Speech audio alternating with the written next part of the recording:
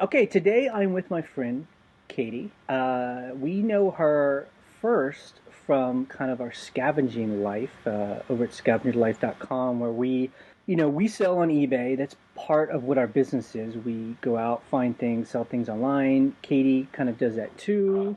I'm going to link to another interview which we did with that part of her life. But then we both seem to kind of fall into this whole thing of also renting property as well. And I know I found it to be a very good combination for kind of owning our own life here. So we could sell online, we could rent stuff, and that would be enough income to not have to get a job. So anyway, Katie, thanks for coming on today with me. Thanks, Jay. Yeah, I'm so glad to do it.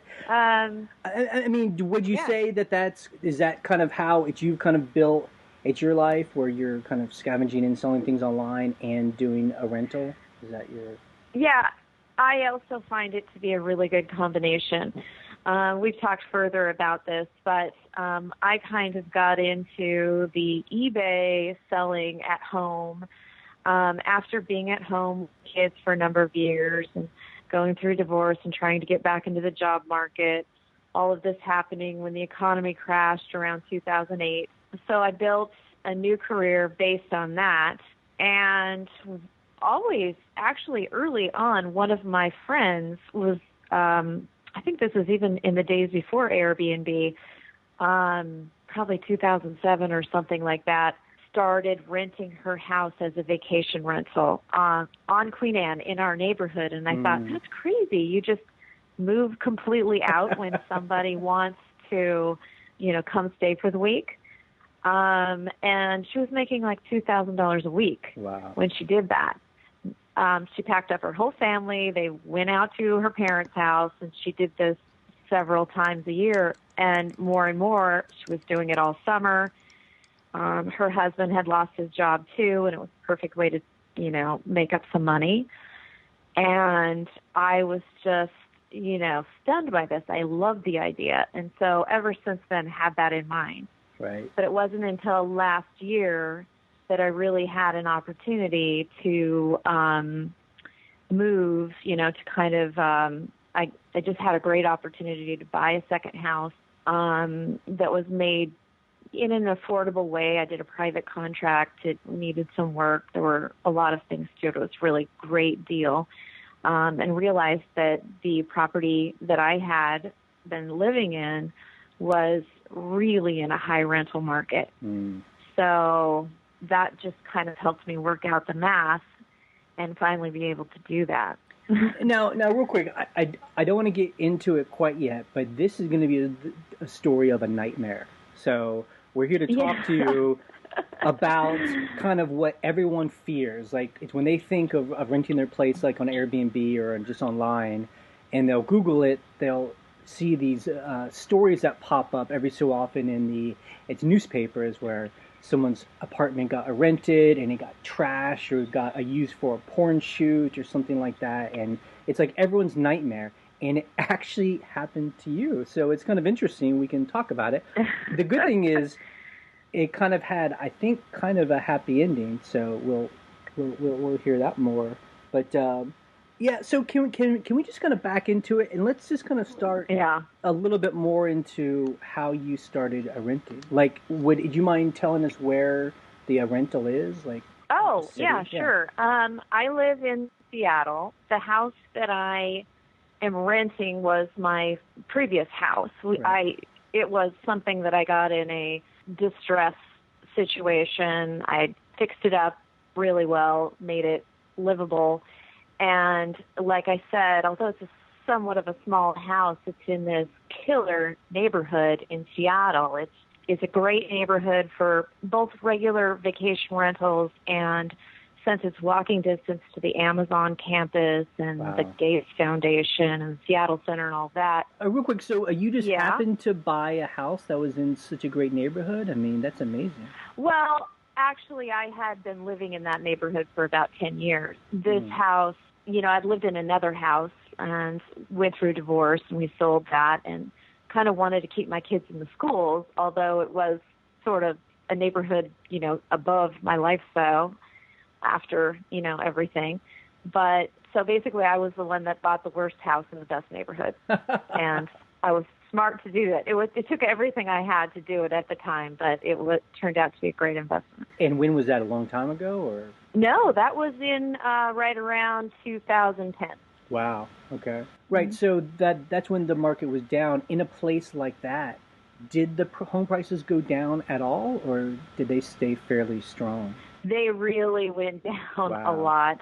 Wow. We were forced to sell our house, and it was heartbreaking how much we lost on it. And, well, mostly because people couldn't get loans. I don't think there was any less enthusiasm for buying into that neighborhood. A lot of people wanted to, but bank loans just weren't available, especially not the jumbos that everybody needed to get into those homes. So the one that I bought, I think the mortgage hadn't been paid for over a year, and the second mortgage hadn't been paid for like 5 years, and it was a distressed property anyway. It was in terrible shape, so nobody was looking at that house. Yeah, and we'll put a link to your rental, if that's okay, on this podcast, and it really looks gorgeous. I mean, you guys did just a tremendous job. It's like out of a magazine, Oh, thank you. That's so nice to hear. I mean, so how much... I worked hard on that. I mean, so how much work did it take to get the house up to that standard from kind of a piece of junk? Well, it was one of these things. It really was a gamble because I wasn't able to see the inside of the house before I bought it. What? Was it an auction? Or yeah. Oh, wow. It wasn't an auction. I worked directly with the bank that wanted to foreclose. There were actually 2 banks involved because there was the first and the second mortgage, and it was kind of a complicated scenario. I knew about what it looked like because there had been some real estate pictures taken, and I knew it was a great price, and the terms were the thing that I could do. It was really the only house I could get. So I remember the first day when I was in there, and I went into the kitchen, and it was really small, cramped, and obviously needed remodeling. I was determined to just live with anything at the time. I was like, that's it. Moving my family in, we're just dealing with it. Yep. But then there were things like, the plumbing pipes were held together with packaging tape, stuff like that. So it was really bad. And I still had, some money, not a lot, but I just kind of had to gut the whole kitchen, main floor. As you get started in it, you just do whatever you can. I cashed out the retirement plan. Yep. Kind of had to go full force. And but fortunately, some of the work I could do myself. Like I did all the design. I have an engineering background. And then I acted as the general contractor to save money. So I hired, my own plumber, my own AC, my own general, contractors and carpenters and things like that. So I got the house done in about 6 months, not including the basement space, which I did a year later, for a really good price. Yeah, we've talked about that before, where we always act like our own contractor as well. And for people that might not understand that, what that means is that you're in charge of hiring everyone and making sure things get done and following up, instead of hiring the general contractor. He hires everyone, deals with, all the problems, but then he normally takes like 20% on top of everything. So that's why if you have time, it's worth it just to go through kind of that hassle. But then again, we liked it because then we had full control over who was coming and what they were doing, etc. Yeah, it's true. It really takes a lot of time, and there's a lot of planning that you have to do. And as you know, with contractors, they can come here for 3 days and then they disappear for 2 weeks, and then somebody else is coming, and it's hard, but it really makes sense. I'm sure I saved a ton of money doing it that way, and it was the only way I could do it, really, to get going and get into the house. And then that was the home that you and your kids, that was home, right? For a couple years, or 4 or 5 years. Yeah, it was home for a couple of years. Yeah. We expected it to be home potentially forever until another opportunity just happened to come along. Wow. So that's when I made the leap into being a vacation rental homeowner. So then, if you bought a second home or like a condo? Or Yeah. Okay, a home. No, okay. it's the second home. Yeah. Close by? I mean, is it same city? It's in a different neighborhood in Seattle, a very nice neighborhood, not as hot as the one where the rental is. Right. But it just was the best possible terms and a house I really wanted to get into. It was actually a home that was owned by our family when I was a child. Yep. And so even though it wasn't in the family anymore, the current homeowner was able to privately finance me into this home. She really made it happen. So, had that not happened, I probably couldn't have done it. But I mean, it worked out. Yeah, it sounds it's like a fairy tale, like going back to your and raising at your kids and your childhood home. Well, it was really a great opportunity. I mean, it obviously was still an expense. It's an expensive home. But because of the fact that I had that one house in Queen Anne, really, I realized when I did some of the math that I could rent that out and pay the mortgage and make an income. And that sort of made the whole thing seem like a no-brainer. So. Now, when you walked into your childhood home, I mean, is it like everyone says, where it just seems a lot smaller than what you remember? Yeah. Like, oh my God, this is like, Yeah. Yeah. Yeah, we actually lived in this house when I was very young. I mean, early elementary school. So for me, I was young, I was small, everything seemed giant. That having been said, it is actually a very large home. Yeah. So I am working on that space now, a little at a time. My plan is to turn part of the lower level into an accessory apartment and be able to rent that out. Kind of addictive, huh? Yeah, it is. Yeah, I mean, we're the same way. We're like, hey, here's some extra space. I wonder if we could carve it out and rent that, Oh, totally. Yeah. I did it. And then the other part of the lower level is my eBay room, and that's turning into it's over 1,000 square feet. Well, the whole basement is 2,000 square feet, so giant space for that. And I'm able to kind of segregate it all to one area, and then that area can be called a home office and written off and things. Yeah, I mean, there are people who will be hearing this, and they have jobs that they love, and they just rent out. I guess maybe they have a rental, or they're investing in a real estate, But then there are those of us, who we just don't have jobs, traditional jobs. And I mean, a rental really does work well with selling on eBay or Amazon. Yeah. So the one thing that's different about my arrangement than yours is that I guess I just didn't have the guts to go full force on Airbnb from the beginning. Mm-hmm. I got into this second house quickly, and because it was such a fast turnaround, I went ahead and rented my house on Queen Anne for a year, and just as a regular rental, a full time. And had in mind that I had in mind that I would turn it into a vacation rental, but. When those people moved out, I did, but I shopped some of the management companies just to make sure I wasn't missing something. There was one particular company that sort of reached out to the executive market, I guess you could say, in Seattle. There's a lot of people that come into town and stay for Amazon. It's right there. And I signed a contract for a year with them. And that was really just because I wanted to get it up and running and, see how things go.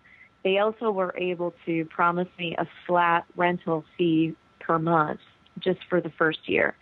And that way I knew I was covering my mortgage and wasn't going to, lose in the down months and start to build a reputation for the rental. I just want to make sure I understand. So the first time that you hired a management company and they guaranteed a set amount of money every month. So basically, they probably rented it from you, and then they rented it to someone else, and they probably, or they might have charged a higher price to that other person. Basically, what it is, that's not your typical arrangement, but the company is Vacasa. Okay, there's only 2 or 3 big ones. That's one of them. They normally will charge, the standard arrangement is to charge I think it's a 30% management fee, which is very high. Does that include it's clean, or that's just to manage it and make sure it's rented? That's just the management fee, God. and in addition to that, they charge a cleaning fee. Oh my God. So, yeah, seems crazy until you break it down and you realize they have a lot of customers. Right.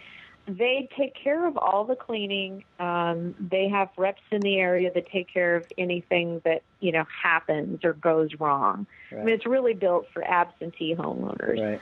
Now, that's their standard arrangement, but they also have another arrangement where if you elect to, they can, do a market analysis and decide what amount they would pay you in a flat rate for the month, and you sign a contract for that. Yeah. So I elected to do that because it was so high in the area. I didn't feel like I was losing. It was more than I was making in renting it normally, as a regular rental. Right. And like I said, it was an experiment. I really wanted to operate this on my own, and I probably will next year, but I wanted to see how it went. Yeah, I mean, I can see how it would make sense, especially if you're in a situation where if you just bought another house and you're dealing with that, so you don't want like this whole other thing taking up a lot of time. So, it makes sense. Now, how much do they charge to clean? They charge, I think it's $150 a cleaning. Wow. And did they try and rent it for like a month at a time, or they're just doing a weekend, or? That is available at a discount, but I haven't had anyone take it yet. It's usually, I think, a 3-night minimum. Mm-hmm. Could be a 2-night minimum, perhaps higher in the summer. Right. It has this crazy rate system where it goes up and down constantly depending on, how close or far away you are from the date of arrival, and whether it's a holiday or there's a graduation going on in town, or, I can't keep up with the rates. But they are able to get some very high rates. I noticed that it just rented over the 4th of July for like $800 a night. Wow. Holy moly. I know. Now, how much were you renting it per a month on your own? Well, when I was renting it on my own, I thought I chose an extremely aggressive rate. In fact, I thought nobody will take this, and it rendered right away. So last year I got $3,900 a month as rent, which I thought was insane. Yeah. And my contract now is for $4,600 a month. Yeah, no, I mean, that's definitely good. I think those people who are in LA or San Francisco or it's New York, like that's probably, they're probably like, okay, that sounds about right, Yeah, it's crazy though. It's crazy it really is. I mean, I don't know how anyone can do it. So those are the numbers. Now, it worked out for me, like I said. Eventually, I think managing it on my own will be even, a better situation. Okay, I still had some more questions. So with this management company, does that cleaning fee come out of at your end, or do they just add that on to the? Okay, it's a separate charge, just like on Airbnb. It's it's an add-on fee, and they pay their own housekeeping staff out of that money. And then the other question is, if you have a 365-day year, how many days are being rented through the company? Like, how often are they able to keep it booked? Because of this rate structure that they have where the prices raise and lower, it seems like it's rented almost all the time. Wow. They try to capture the great, vacation holidays and things far in advance for the highest rates, but as you get closer to that, the rates drop. It's actually a little bit tough because sometimes I need to get in there and do maintenance, and I can't. I have to wait like a week before I can get in there again. So... And so is it where it's totally hands off, where you don't do anything? Like, that's how they earn their keep. They just do everything. Yeah. It's totally hands off unless there's something that I need to do. Like, I need to change out certain linens that, we had swapped out for the summer. And I do take care of the yard, which is small. And, so a couple times a year I have to go over there and, put down bark and clean it up, that sort of thing. Now, do they take care of the grass, like cut the grass and all that, or that's all you? Yeah, mine doesn't have any grass, fortunately, so they don't. that would be something I would have to have a landscape Gotcha. company do unless I wanted to do it myself. It's so interesting because I really think that this, really exemplifies the difference of between those of us who rent online, between those of us that live in like a rural area versus an urban area. If you live in Seattle, in like a cool place like that, it's going to be rented probably every single night without doubt. It's amazing. Yeah, it did go, sometimes during the off season, it didn't have a renter. So that, there's that. But that's true. It really is rented all the time. And especially the summer, even at very high rates. Yeah. And I don't know about you, but I know when we have friends come and visit us and we take them to our rental house and they're like, this house is amazing. It's beautiful. It's clean. I love it. And they're like, why don't you live in this house? Because this house is nicer than the one you guys are in now. And I try and tell them the whole point is to like have the nicer house be the rental because that's where the money is. Yeah, I agree. Actually, I've seen your house too, and I've had the very same thoughts. I would be tempted to live in your farmhouse.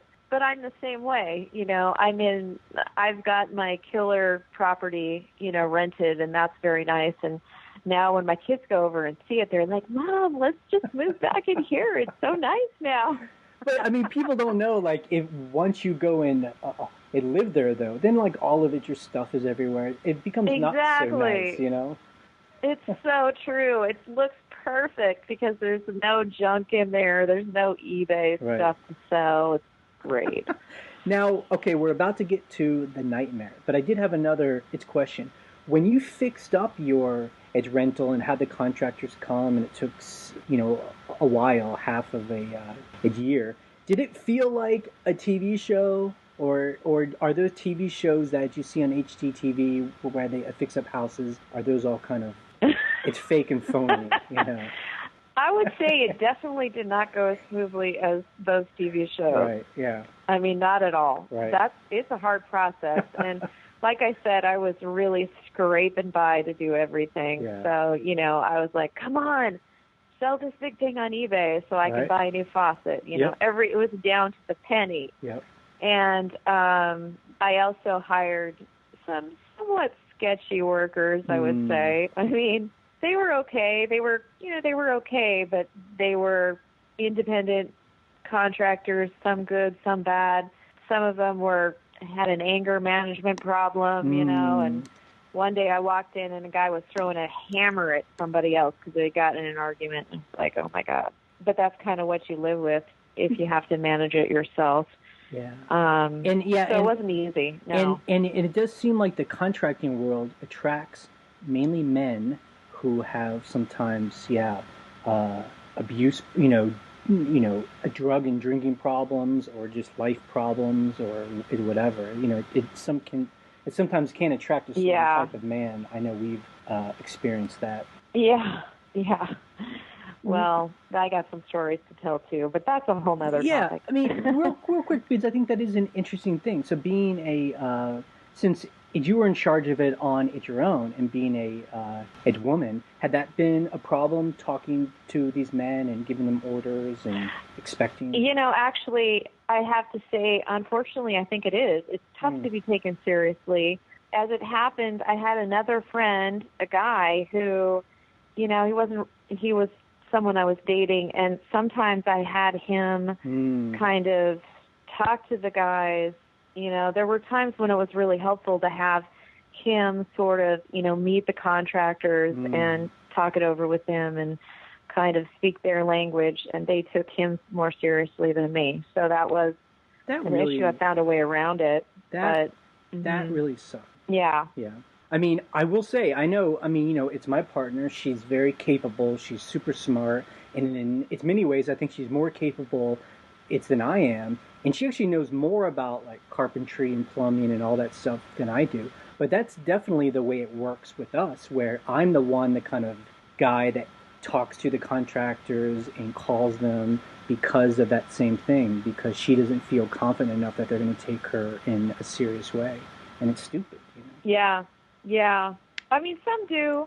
it really just depends on who you're talking to, but a lot of them are just more comfortable talking between the guys. I don't know. So I let that happen. I mean, yeah, like guys will talk to me about, all these pipe sizes and electricity, and like I know it's what I'm talking about. I'm like, I have no idea what they're talking about, I'm like, okay, that's cool. Let's do it, Okay. So let's talk about what happened. So you use this management company, and what happened? They just rented to one day. They rented to some people, and then it didn't turn out well, right? Yeah. Okay. Well, so here's the story. I started the rental with a vacation vacation rental company in September, and I think the bookings were a little slow at the beginning. So it started to pick up speed. I would say we still. Probably at that point, it only had it rented maybe 10 times up until the beginning of March. And so it was really, really early, and everything was fresh and clean in the house, new furniture. Sure. There are some rules that the vacation rental company enforces, and one is that they don't rent to anyone under 21. And they have a policy, a strict policy of what the total occupancy of the house is, and we decide that one by one.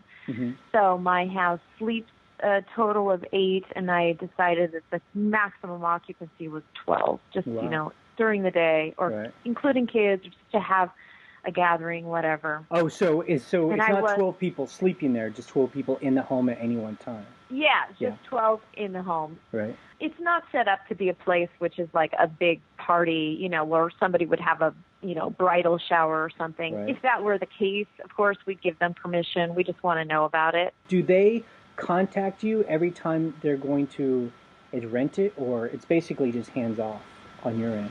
It's completely hands off, and that's the reason why I was sort of out of the loop. I think had it been me renting it, I would have, observed some of the signs earlier on.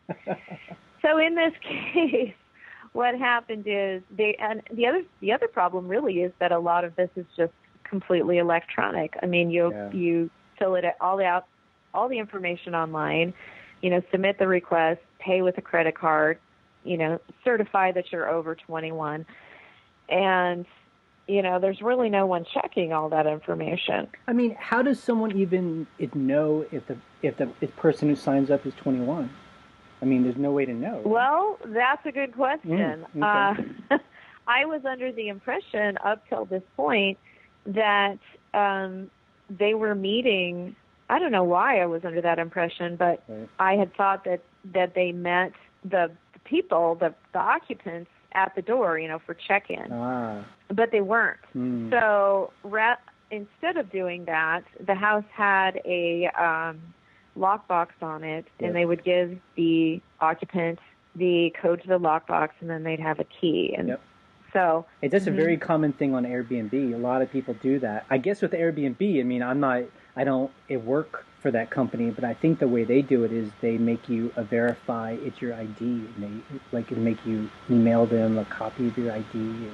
But I guess you could still steal that ID or something. I don't know.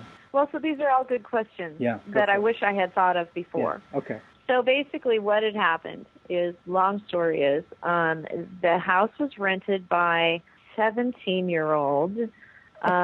He was at, one of the local high schools, actually a little bit more out in the suburbs, but he and his friends, he had used his credit card. They can get, credit cards sometimes at young ages. Oh, my God. He'd used his credit card, got into the house. They prepared for a party. This was on Friday night. And they set it up by literally moving almost every stick of furniture out of the house or down to the garage. They put sheets. They took the linens off the beds and hung the sheets up over the windows. Oh, my God, what else did they do? They did, try. They knew it was going to be a big party. They tried to put anything breakable and things like that in the closets. They laid down some plastic tarps to protect the carpets. Yeah. I was thankful for that, but still, these were obviously kids that had no idea what they were really getting into. And then they probably put out the call on Facebook, and then it was swarm. Well, no, Snapchat. Oh, that's what it is. So they all communicated with their friends a million kids showed up. They had.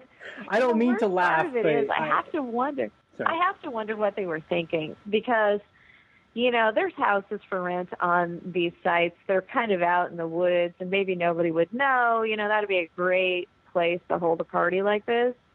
They chose my house, which is, you know, if you can imagine, it's kind of like it's that urban area. It's almost like, you know, San Francisco where the houses are right next to each other. It's very densely populated. And all the neighbors, you know what's going on. They could barely, you know, drop a glass without somebody hearing it. So it also turned out to be one of the wettest nights of the year in Seattle. It was stormy and raining and thunder and lightning, and they went ahead with the party. They directed traffic through the backyard into the house. And they were selling, like, admission to the house to all the kids. So how much? These kids are lined up. I don't know how much. Yeah. I'm assuming. I wish I had that money, actually. Right, because they lined them up through the backyard, which was, like, through this whole muddy patch. And then in through the deck, and then in through the kitchen door. And all the kids were lined up past the whole house, down the stairs, and onto the sidewalk. Like, there were that many kids. So when I received the first call from my neighbors, it was about 10 p.m. or something, they were like, did you know there's this giant party going on at your house? And I was like, what? Are you serious? It can't be. And she said, okay, these kids are lined up down the block, and the cars are everywhere. It's crazy. And I was like, oh, my God.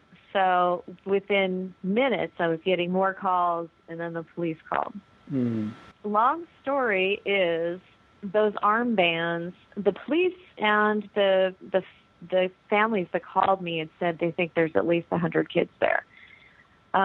When I eventually counted, when they dropped everything and left, they left the armbands there, and I could tell by the box, I counted how many were gone, and there were over 220 missing. So I'm thinking they sold 220 admissions to my house, and I can't even imagine how that many kids would have gotten in there. So when you got that call, what was the first thing that you did? Hop in the car and go over there?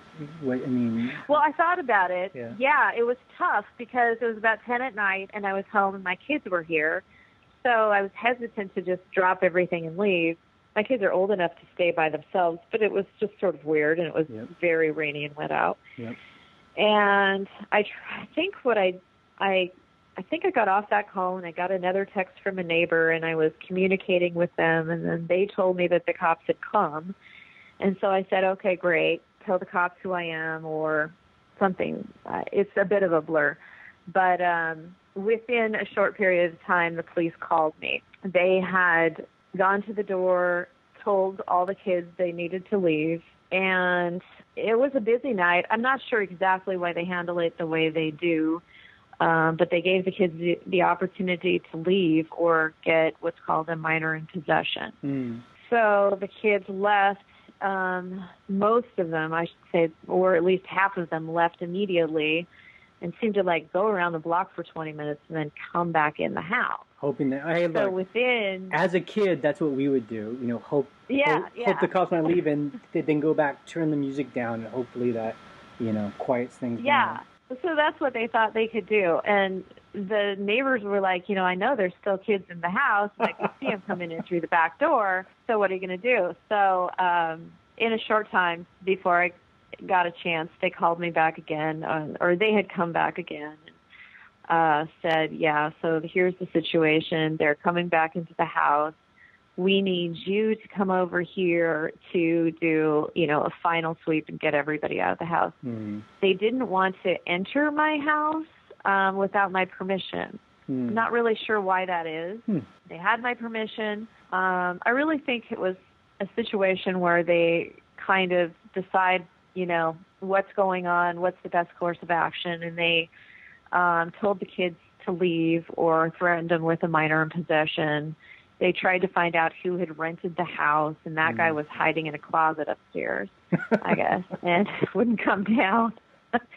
And then then eventually I think a lot of them were hiding in the garage, which is really kind of like an Abbott and Costello act, because the cops were standing right outside in the driveway, and the garage has one of those automatic garage door openers, and they're all hanging out in the garage trying to be quiet, but obviously there's 50 people right inside this door, and then somebody accidentally bumps against the garage door opener. And so they come out, they yell, "Oh, shit!" And then, immediately they're like out there, the cops have their hands on their hips, and the kids are coming out like a can of sardines. Mm. So how many hours of good partying do you think they got? I mean, even an hour? Well, so that's the luckiest part of this whole deal. Really, I was very fortunate. I think it was probably at the most 2 hours. Mm-hmm. And really, a lot of those kids just got in the door when it started getting busted up. Got it. So had it gone on any longer, I'm sure the damage would have been just horrible. Mm. As it was bad. But, the dirt and the mud and the things, it would have just gotten worse. All the spilled alcohol. I mean, there was vomit even in the short period of time that it was going. It would have gotten a lot worse.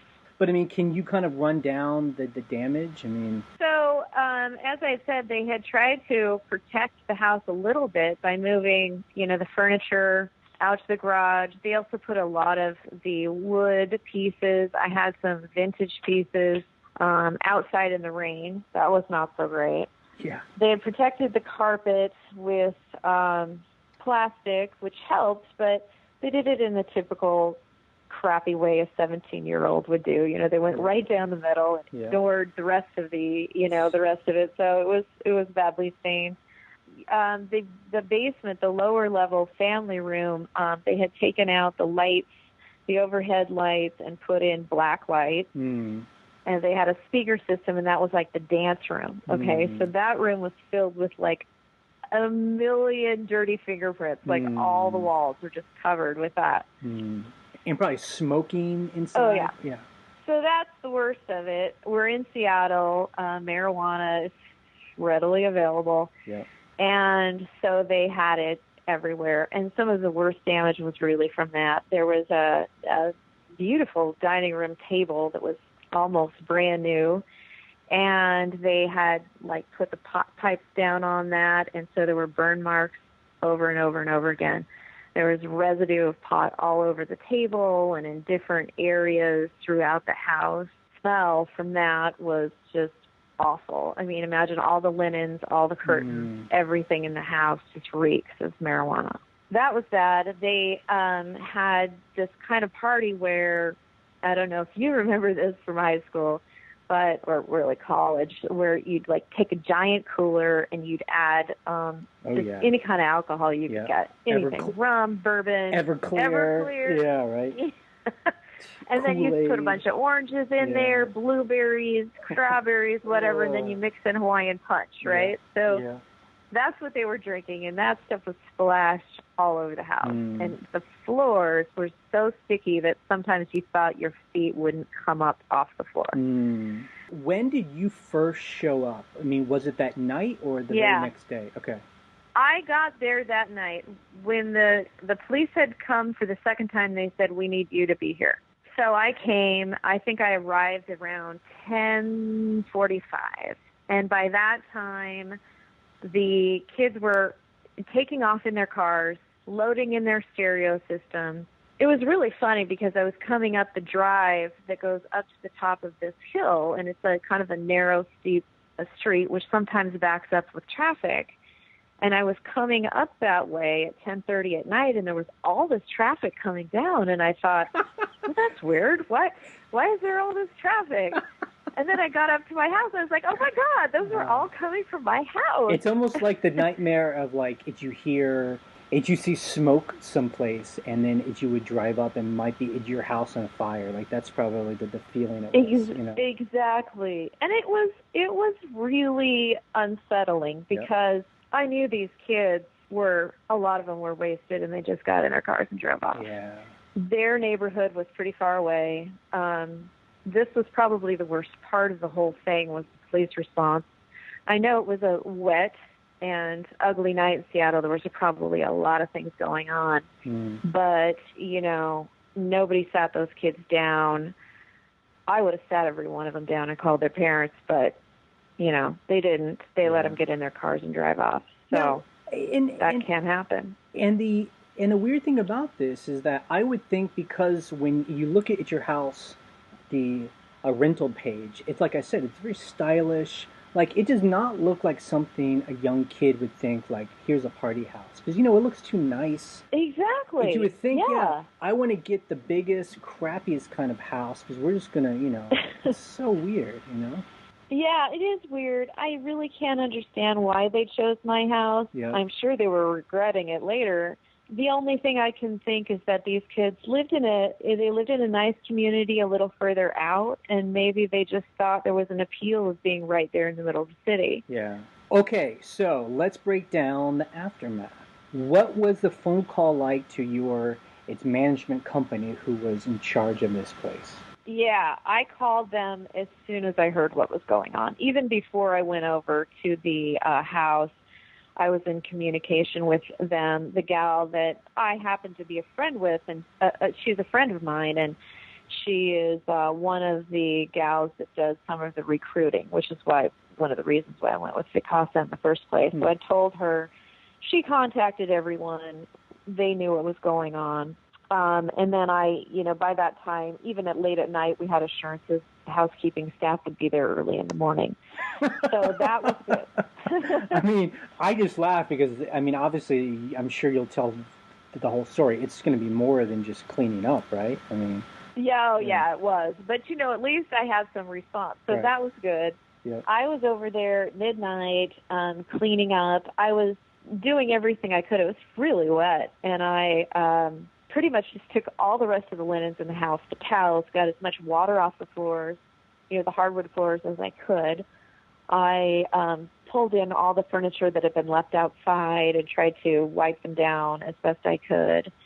And then it just was a little overwhelming. I just said, That's it. I'm locking up the house and leaving. And the cops, I actually did have the police come with me through the entire house just to make sure there weren't any kids left behind in the closets or anything.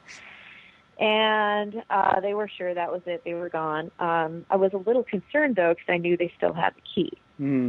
So I left and came back in the morning, and believe it or not, these kids did come back. Wow. I think they came back to try to get some of the alcohol they'd left behind. Wow. Probably the kid that had left his credit card was in a bit of a panic. He knew the house was bad. Yeah. I really believe the kid thought he could prevent any damage, and it got quickly away from him, and they did some damage control. They tried to clean up. They took, some of their coolers and things out of the house. But then it was clear that it was late at night, and they just gave up. Yeah, it could have been one of those things where, he was like, okay, it's going to be me and our 20 friends, and then word gets out, and now it's, 200 people, so. But yeah, we don't know. So when did you meet? I have so many questions here. So let's keep going with its management company story. So what did they say it's responsible for? How did they handle it since they're in charge? Yeah, well, that was the biggest part. This was a learning experience on my part, and probably the most confusing aspect of this, because I really didn't know how to proceed. They said, oh, my God, we're in shock. We're going to do everything to clean it up and get it back on the market. And, you have my assurances. We'll call in people to work on the maintenance. And I had a carpet cleaner there first thing in the morning.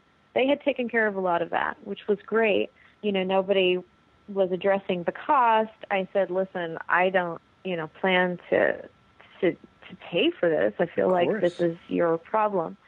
They said, sure, of course, we understand. We want to make it operating. You won't see a bill. And I said, okay, well, that's good. But here's the thing. You guys are coming in here cleaning. They cleaned the carpets. We had the maintenance reinstall all the smoke detectors that the kids had taken out. We had blinds cut. We had painting, all this stuff. And actually the painting was something I had to have done, but they made the house look good fairly quickly. We got it up within 2 weeks. Wow.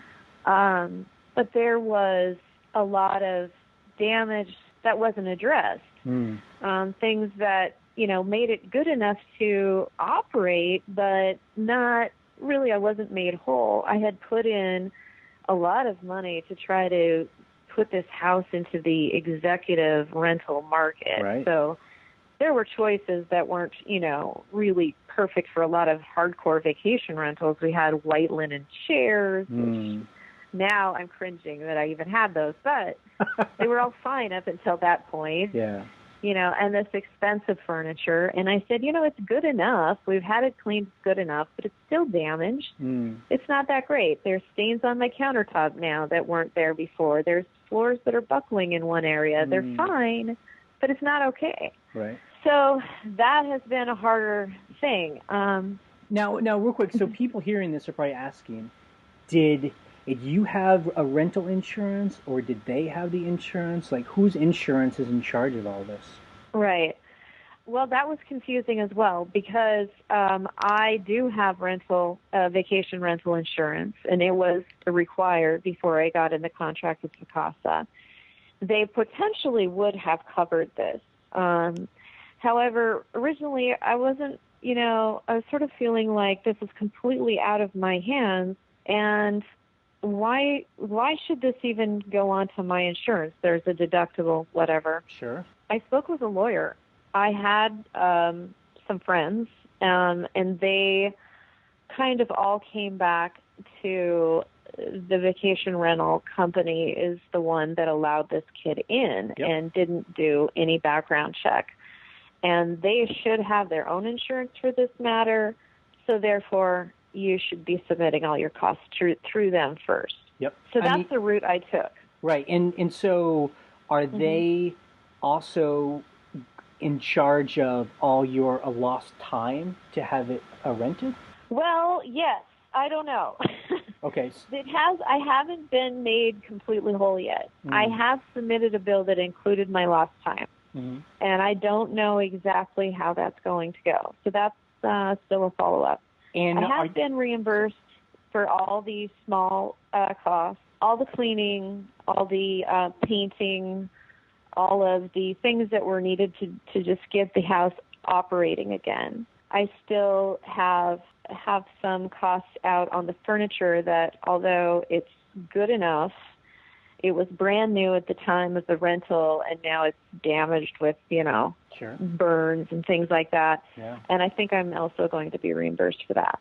Now, so you are currently dealing with a lawyer, or a lawyer dealing for it's with the management company? Yes. Is that correct? Okay. Yes. But the place is back on right now, and people are renting it. Is that correct? Yeah. Okay. It's on right now, and it's fine.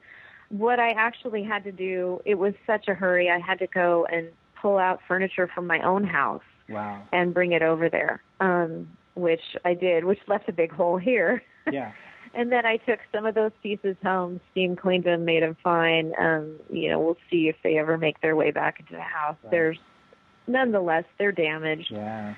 There's a certain amount of overall damage to the floors and the countertops that, although it's functional, it certainly isn't worth refinishing. We'll need to re-top coat the floors and do some things like that. We have some existing problems with the carpet downstairs just because it got so wet. There was a moisture problem. Yeah, So I've submitted a bill for all that. Right.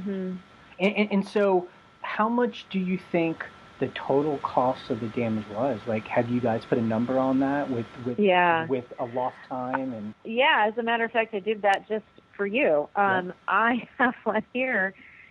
The furniture bill came to about $3,000 in furniture that needs to be replaced.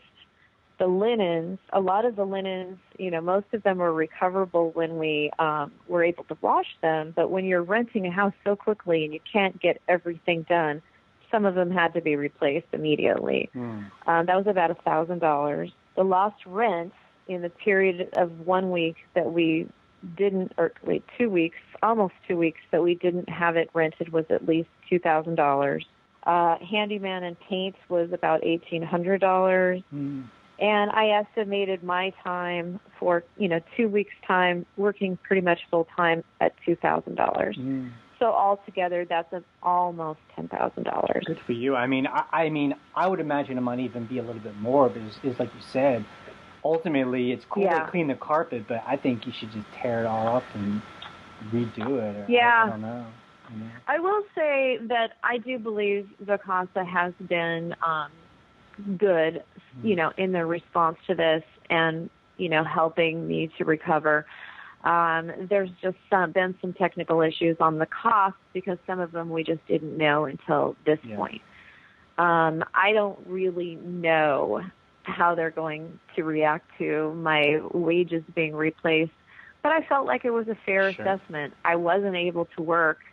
My sales went way down. I didn't, really have any choice. I had to spend all of my time working on this. Yeah. And, it seems like when you hire a management company, the point of them taking as much of as percentage of the profit is because they're supposed to handle everything. And in this case, they didn't really handle everything, Yeah. Yeah. And, the one thing that kind of really came out from this was the way that it is rented, that there's really was no means of oversight. The one thing that I did insist on, and they did at their expense, was to put in a keyless entry system. So at least, if they're handling it correctly, it's done by a digital keypad, which is reset at the office, and they can each resident can get a new key. Right. I mean, a new code, and then I have a code to get in and out of the house. Now, okay, so the other party here, which we haven't really talked about, is the 17-year-old kid. What was your dealings with the kid and his parents and all that? Oh, well, that was the craziest part of the whole story, I think. I was really upset at the time that this happened. And I just had a feeling that there weren't really any repercussions. This kid had this thing, with his friends, and I'm sure they all went home and they were like, okay, everybody be quiet. Nobody spill the beans, And all this had happened. He wasn't communicating with the rental company at all. He just left the place, didn't check out, obviously. He wasn't responding to any phone calls by them. And, they gave me the name of the kid. And, of course, this is what anybody does. You Google the name. Yep. I Googled it. It was very kind of an unusual name. Found out the kid went to this local high school and played on the baseball team. Found out his parents' name, and then found out the house address where he lived. So I was like, this just can't be. So I walked over to the house. I drove over there. It was really one of the hardest things I ever did. It was so scary for me to go up to the door. I was very nervous. But I knocked on the door. Right? All by yourself? Yeah, all by myself. Wow, good for you. And it was still raining then. And this was on Sunday. I knocked on the door. I figured they were probably home. It was Sunday. The kid answers the door, sees me.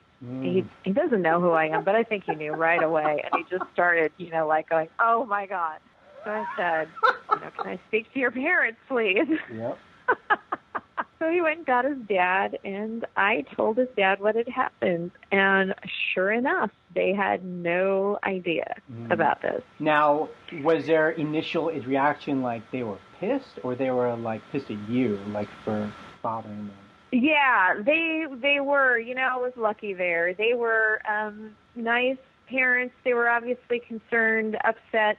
They lived in a nice neighborhood, so I was, hoping they'd be rational, and they were. I think they were very upset with their son. We all had to sit down. The mom got involved and the dad. We sat down in the living room. I told the entire story. Wow. And the kid was there, and he was crying, and it was very... And did he try and say it wasn't his fault, or what was his story? He tried to say, we did all this stuff to prevent any problems. He fessed up to it right away, but he was also like, hey, I try to keep it under control. And I was like, that's not my fault. That's not my problem, Yeah, you know? right. So the parents were initially great. They were mortified. They, you know, had initially said that they would cover all the costs. But, you know, before I really never even got to that point with the parents, I just, you know, I was going to give them a bill, but the legal advice was to go after Vicasa. So they didn't have to cover anything. They may still, if Vicasa's insurance company goes after their homeowner's insurance policy, they might. But I was kind of enraged at the time. I was really upset about it. Yeah.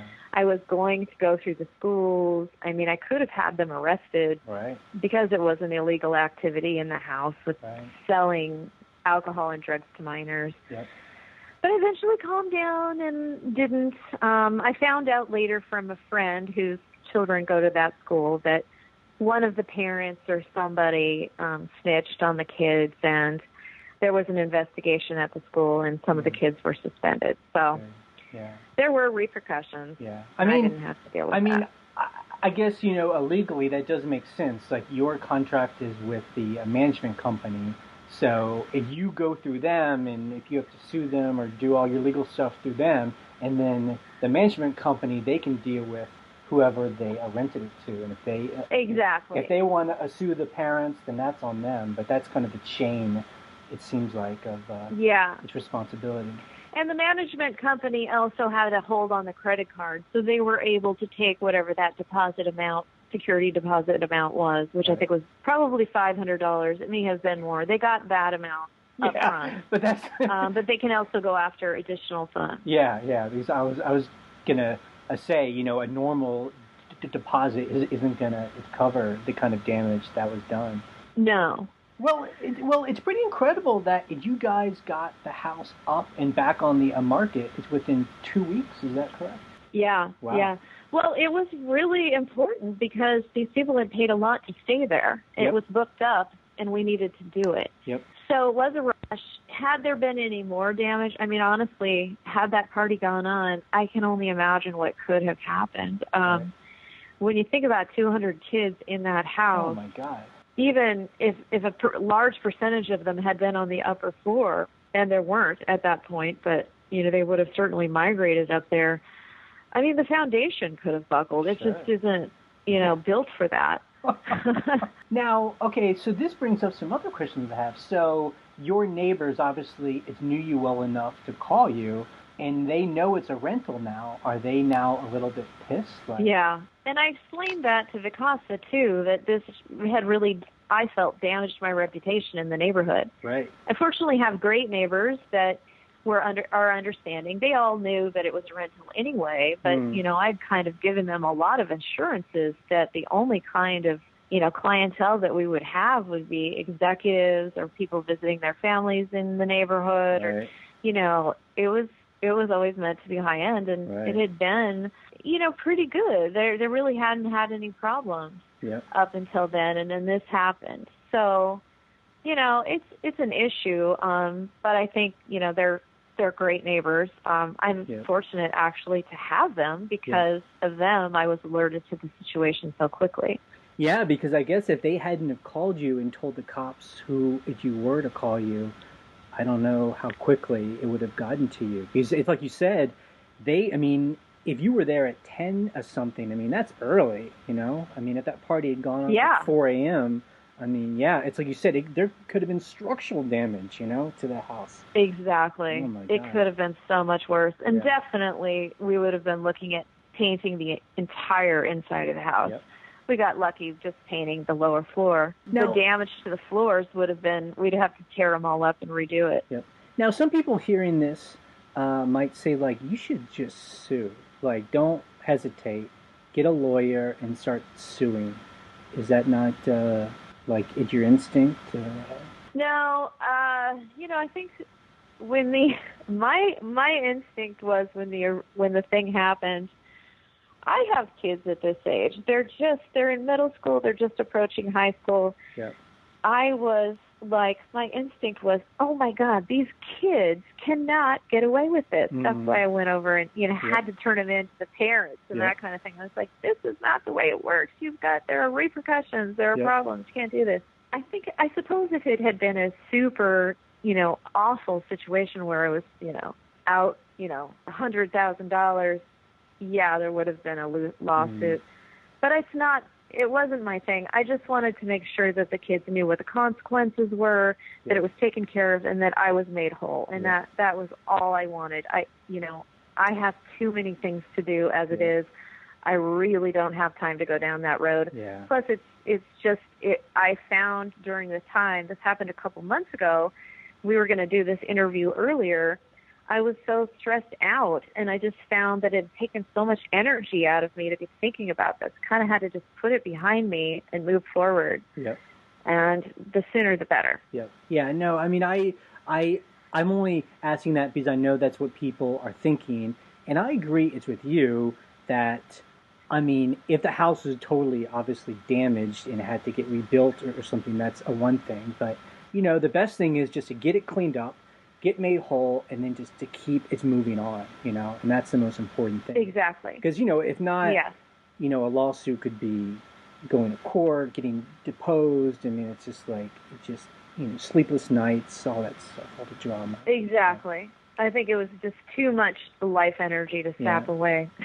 I do wonder, most of these stories I hear of, they happen in a rental that's in an urban area.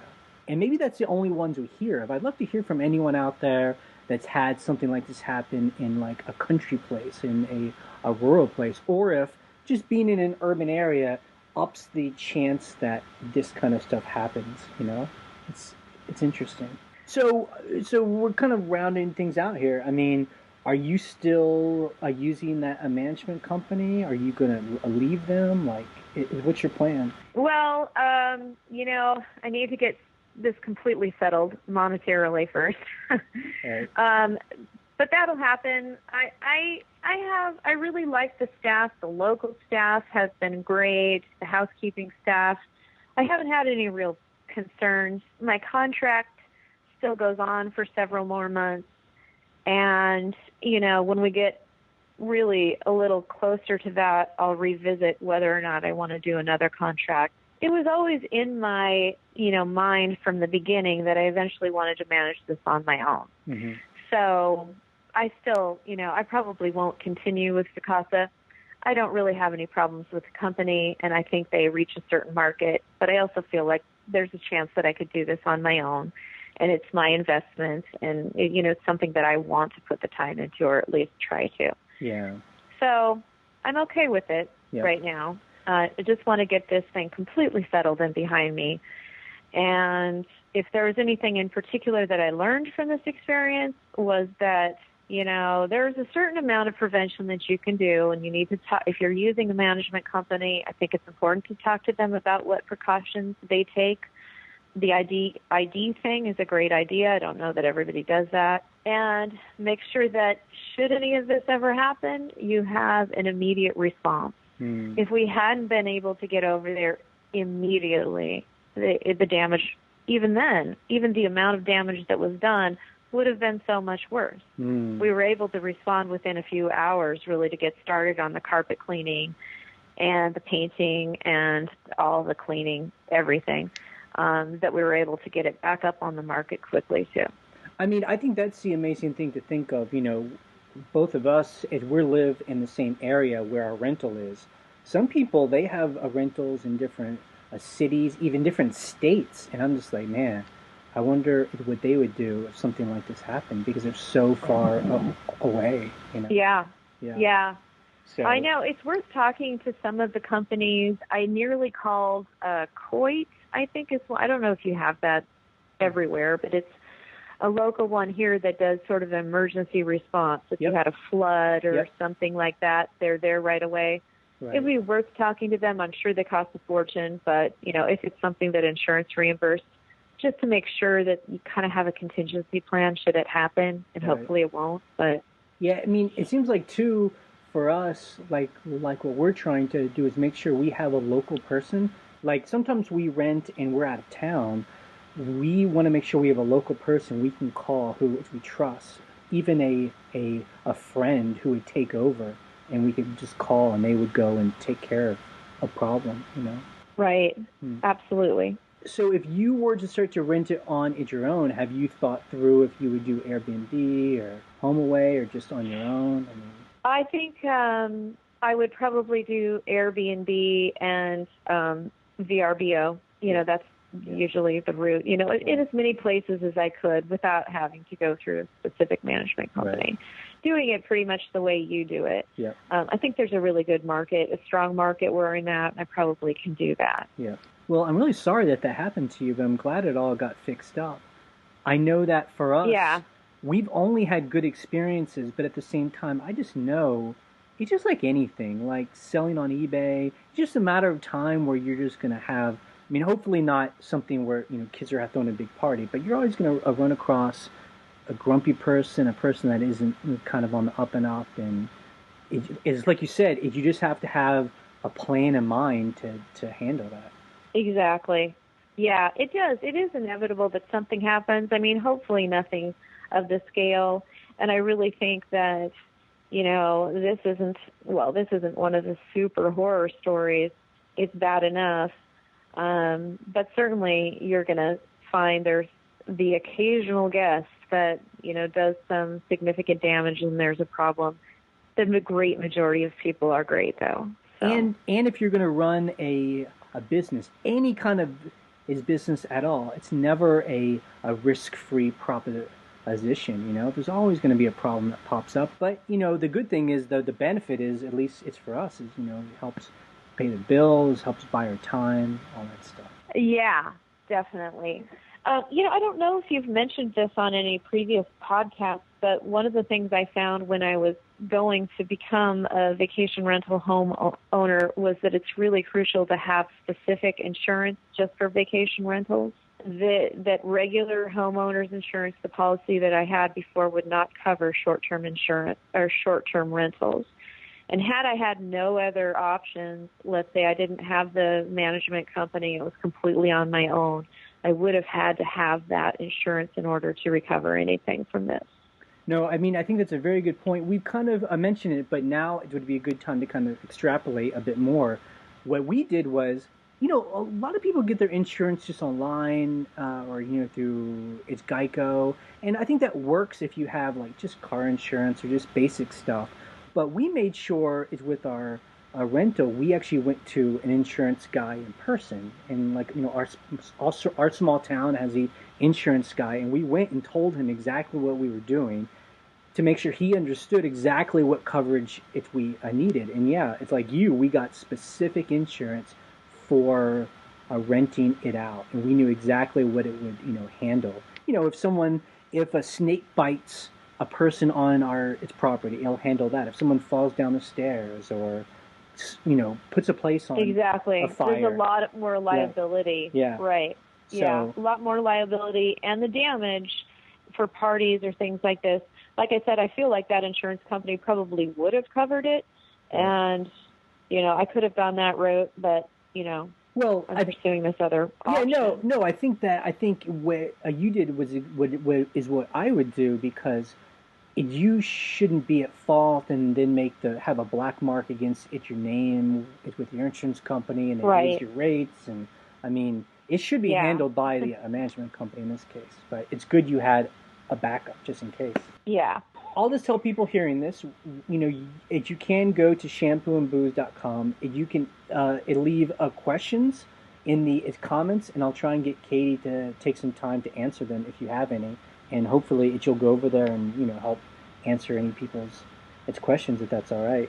I'll definitely do that. Sure. Cool. Thanks so much for taking some time and talking to us, Katie. Okay, great talking to you guys. Cool. See you later. Bye. Bye.